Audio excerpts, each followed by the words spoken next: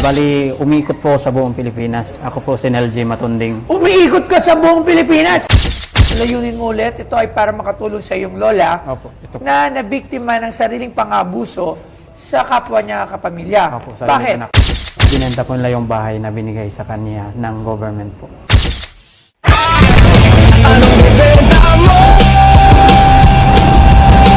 Dito lang sa Pinay Posters!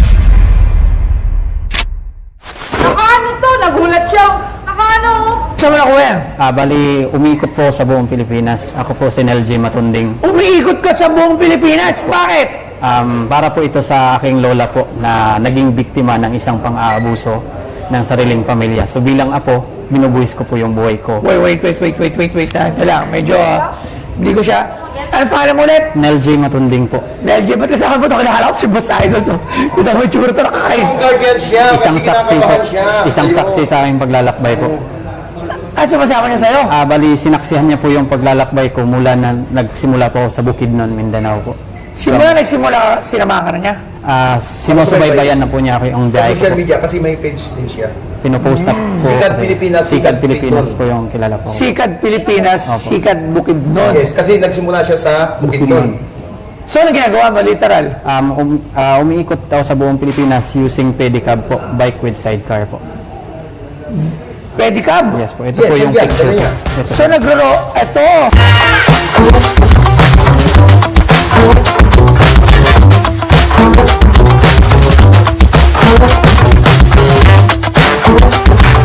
Neil J. Matunding, kilala bilang Sikat Bukidnon o Sikat Pilipinas, ay isang 24 na taong gulang mula Bukidnon na nagbisikleta ng 69 na araw patungong Maynila, bitbit ang bandila ng Pilipinas. Inspirasyon niya ang kanyang 87 taong gulang na lola na siya ring nagpalaki sa kanya at ngayon pinabayaan ng sariling mga anak. Sa kabila ng hirap, aksidente at kakulangan, tinuloy niya ang laban para isulong ang Anti-Elderly Abuse Bill at maipaglaban ang dignidad ng mga nakatatanda. At ngayon, ang ibinibenta niya sa PPS Stars ay isang mapa ng Pilipinas at iba't ibang souvenir. So, nagrororo ka. Yes po. From Wow. Bukidnon po. Ngayon, nalibot mo na ang buong Pilipinas. Almost 40 provinces na po. Ito po yung mapa po. Nako. Kinakabahan ng baliktad po. Huwag kang kaba. Sama mo ako. Ha? Siya yung Siya yung ano? na umiikot sa Pilipinas. Anong page mo? Sikat Pilipinas po. Yan po yung ginawa. Ang konti pa ng followers mo. Opo, bali, hindi po kasi ako nakafocus kasi sa pag-upload po. More on courtesy visit po ako sa mga governors at mayors po. Kaya na-meet ko din po yung isang content creator po sa Apayao. Nung time na nandun po kayo, late na po akong dumating. Ilalapit niya sana ako sa inyo po para makausap po kayo about dito sa ginagawa ko po. Alright, Sikat Pilipinas. So, ano naman ang layunin mo ulit? Ito ay para makatulong sa iyong lola Opo, ito po. na nabiktima ng sariling pang-abuso sa kapwa niya kapamilya. Opo, sariling Bakit? anak po. Ano, tinan ko? Ito po yung parang yan po yung purpose ng biyahe ko po. Nakasaad po dyan at 3 wheels of mission po for my 40 provinces na napuntahan na po. Anong nangyari sa lola mo? Abandonment and neglect po, and then the property that given by the government is sold by not legal process po. Okay, sa taga-saan ang lola mo? Don Carlos Bukidnon po. So, si lola mo, inabandon na ng mga anak, Yes po. ng mga Kapatid ng tatay ko. Kapatid. Opo. Tatay ko po. Tapos, ano pa yung isang issue? Binenta po nila yung bahay na binigay sa kanya ng government po. Binenta ng mga Ng mga anak po. Asan si lola mo? Wala na po siya. December 2023 po. Habang bumabiyahe po ako, nasa Occidental Mindoro po ako that time. Pumanaw po siya. Kailan ba December nag-start? 14. January 5, 2023 po. Tapos kaya namatay si lola. Kuan po, December 2023 po. So, ano ang gusto mong iparating sa ginagawa mo? Sana maipasa po yung Anti-Elderly Abuse Act po. Anti-elderly abuse. So, paanong abuse ba yung ginawa sa lola mo? Part po siya ng naka-indicate po sa resolution bill po na Anti-Elderly Abuse Act na part ng abandonment and neglect po. So, parang kailangan, when you have an elderly sa inyong pamilya, kunyari meron pa tayong tatay at nanay, hindi natin dapat pinapabayaan. Opo, hindi abuso. So, kumbaga, once inayaan natin siya magkakaroon ng batas o kaparusahan, yung mga anak at immediate family, napapabayaan ng mga matatanda. Tama ba? Yes po. Okay, so ngayon wala pa tayong batas na gano'n. Wala pa po. Pending pa po siya Parang yan sa yung isa lang Congress. kilala na merong na-issue na ganyang balita na kailangan obligado ang mga anak. If I'm not mistaken, ito yung nabasa ko to, tingnan niyo yan sa na kailangan nga. So tatay mo, iniwan din yung lola mo. Yung tatay ko po namatay. Simula nung namatay yung tatay ko, doon na po yung experience ng abuses sa lola ko po. Kumbaga, wala nang, nung nawala papa mo, nawala na lahat. Opo. Sino man ang nagbenta ng lupa? Yung kapatid ng tatay ko po na nilapit ko sa isang himpilan po noong 2022 po. Ito po yan. Ano nangyari? Binenta nga po yung bahay po. Ito yung sa tool. Pinatulpo mo. Yes po. Ano nangyari? Nagbike ako ng 69 days Bukidnon to Manila. Then pagkatapos ma-ere po sa Rafi Tulpo, 10 days ahead pinagawa ng bahay. Then after ng 10 days, pagbigay sa lola ko, 15 days dumating yung lola, ang mga tsahin ko, mga kapatid ng tatay ko po. Doon na sila nagplan na ibenta po. So pinalayas po ako sa bahay. So, hintay lang muna. Nung nagsimula kang pumunta ng Rafi Tulpo, bakit ka pumunta? Dahil? Iniwan po nila yung lola ko po mag-isa. Pinabayaan po nila nagkakasakit po. Okay. Saan ka nun? Nagtatrabaho po ako as a car wash boy, then pedicab driver. Then nagbe-vendor ako as a pandesal boy po sa Cagayan de Oro City. Malayo ka sa lola Yes mo. po. Nagpapadala lang po ako ng panggatas Okay, po. tapos ngayon, nung pumunta ka kay Sir Rafi, binigyan niya ng bahay. Yes po, ahead po. 10 days natapos kagad po. Sino ang nagbabantay na sa lola mo noong time na yun? Nandun, yung kapitbahay lang po nung nandito ko sa Maynila. At pagkatapos yung tinayuan ng bahay, Umuwi yung mga anak po, yung kapatid ng tatay ko. Then nagplano-plano na sila na ibenta po. ipiti yung lupa. Pati So, ang gano'ng lupa. kalaki yung lupa? Kwan po yun, estimate po ng na-consult ko po din is nasa 250 square meter po yung pinatayuan ng bahay. Hindi pa kasama yung kabila po na 350. Okay, so alam mo rin magkano binenta? 120,000 po.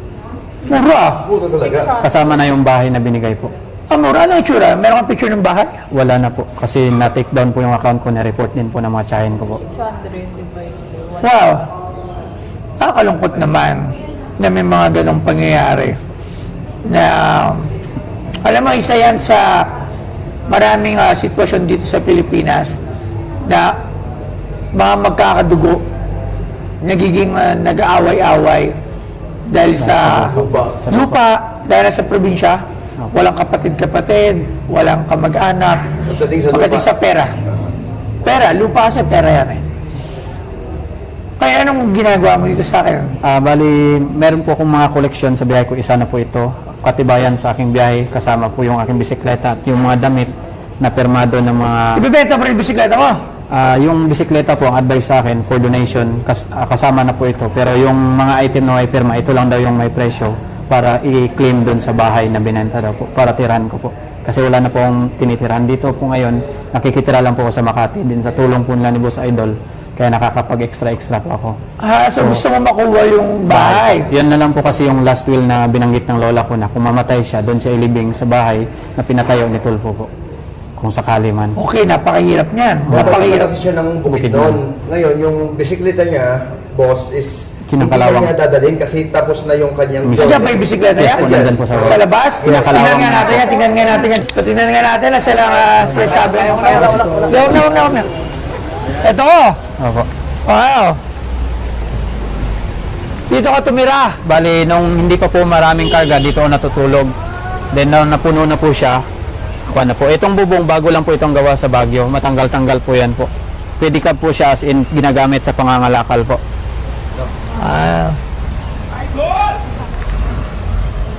Lahat na po Okay. itong mga sticker na napuntahan ko na po. Ang pinakamalayo po dito, Tawi-Tawi at Apari po.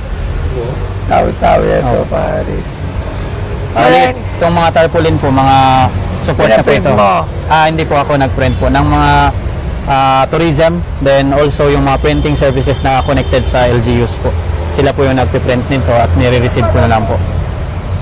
Okay. Sobrang dami na takpan na yung iba. Alright, so tara, tingnan na natin. Nakita na natin siya. Okay, so hindi lang ha. Habang nag-isip ako, tawagin ko lang si Sir Angelo. Sir Angelo? Halika, sir. So habang iniisip ko to ngayong memorabilia, sir, ito, mga emblem. Ano, ang ganda ito. Key to the city. Wow, binigyan ka ng key to the city. Binigyan ka ng key to the city. Ano ba yan? Ano ba yan? Ilaw na Ano siya, yung mga key to the city, binibigay siya sa mga noteworthy na visitors ng isang lugar. Lahat ng city meron ganyan.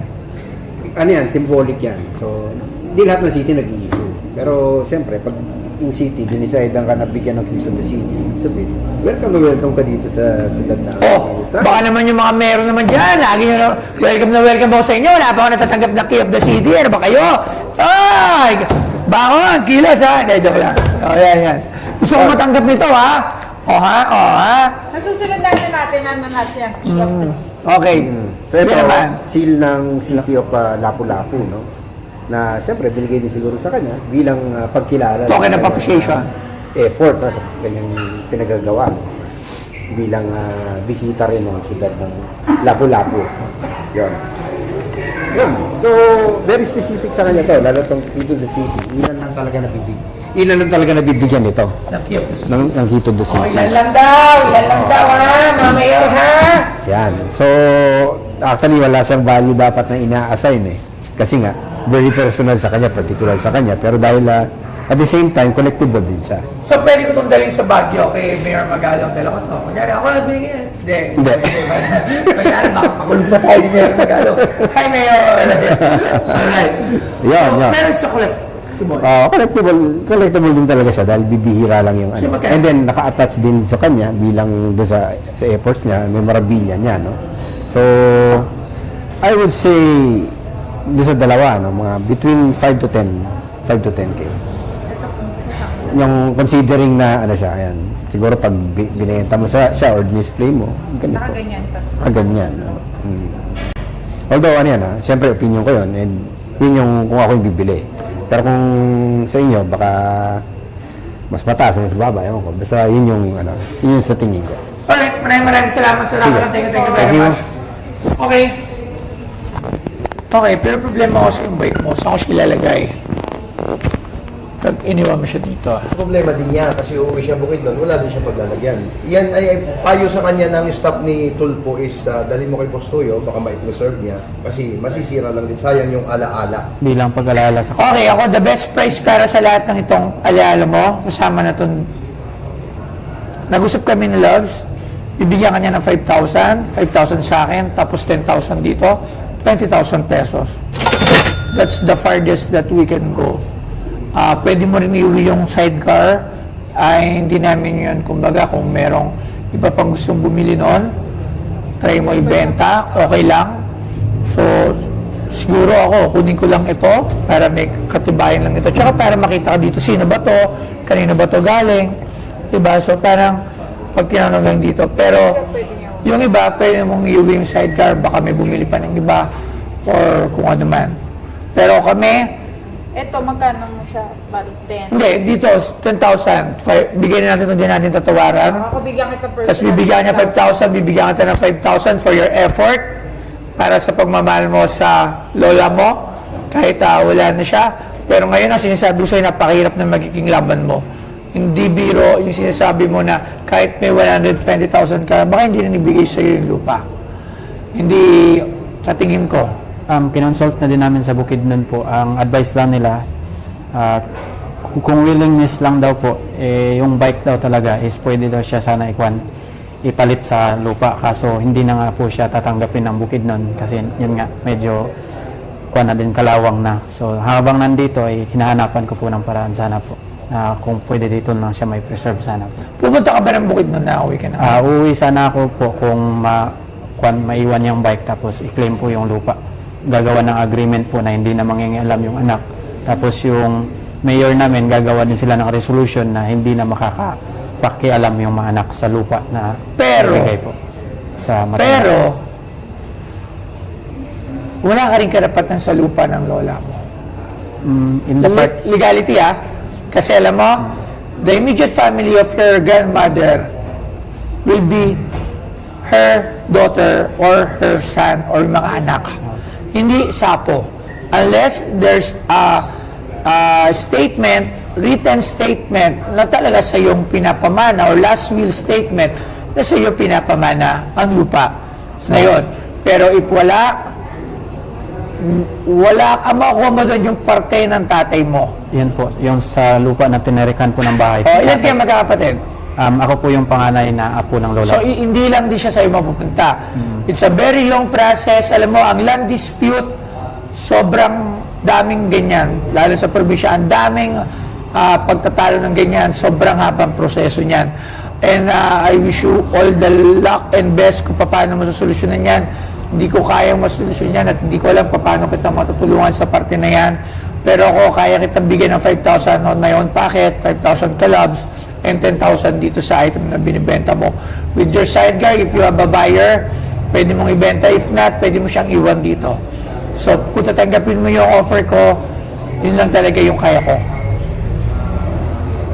Yan po, sa final po, pwede ko naman po siya iiwan na lang dito as a donation po para sa inyo po. Bilang pasasalamat ko lang din po sa inyo po sa pagtanggap sa akin po. Mag-uwi ka ng isang item mo dito Opo. para souvenir mo sa mga pinuntahan mo. It will be parang alam mo na ito eh. May anak ka na ba? Po. May anak ka na? Wala pa po. O nagkasawa ka, nagkaanak ka, magandang ikwento, na ikay nag-ikot, naglibot ng Pilipinas, gamit lang ang bike. So ngayon sa mga nanonood dito, sa makakapanood, di ba? Ngayon si Sikad Pilipinas, follow niyo yung page niya, matulungan natin kung anong pinaglalaban niya. Maganda yung kanyang advocacy, yung kanyang hangarin, na huwag natin pabayaan ang ating mga magulang. Kasi ako hindi rin ako papayag na yung daddy ko, maging kawawa. Pagkatanda niya, matanda na siya ngayon, pero hindi para pabayaan natin yung ating mga magulang. Dahil unang-una, sila ang nagpalaki sa atin. Diba? So, suklihan natin ng utang na loob yung ating mga magulang. Diba? So, okay na tayo? Then yung kwan pala po kay Mayor Leopoldo Batawil na binigay sa akin po sa Ano yan? Ligayen. Taga doon daw po kayo eh. Ito po yung Oh, sa Ligayen? Ito po yung binigay niya po sa akin. Then ito po yung damit na sinuot ko nung nagputo po kami. So hindi pa po talaga ito na wash po. Nakwento mo ba sa kanya? Yes po. Tagaling Hindi kayo ko po ito na na wash po. So yes, Lingayen Ako Pangasinan. naman Ang pasado. daddy ko, ang lolo ko, lahat taga-Lingayen Pangasinan. Infanta ako eh. Quezon. Hindi, Pangasinan din. Ay, wala ko. Dalingayen, Dagupan, Burgos. Yan. Infanta. Boundary ng kung Sabalis. Okay. Ikaw, magdala ka dyan ng para sa'yo. marami po po. Ito po. Ayan, iuwi mo yan. Opo. Kasi Ito souvenir po mo yung yan. mga banner na may mga pirma po. Ilan taon ka na? Nag-24 po ako noong July 21. Sobrang bata mo pa. Nagawa mo ka mag-bike ng Pilipinas ng Lapadjak. Kaya naniniwala ako na mas marami ka pang magawa sa sarili mo. Ngayon, ang focus mo sa sarili mo, mag-focus ka paano mo ma-upgrade yung pamumuhay mo. Kasi nagawa mo nga yung mga gatong bagay at sa tingin ko may magagawa ka pang ibang mga bagay. Advice nga po nila mag-aral daw po sa HALS po. Kasi hindi po nakapagtapos ng elementary din po. Grade 5 lang. So, babalik ka na bukid doon. Yes po. Para i-claim po yung bahay doon po.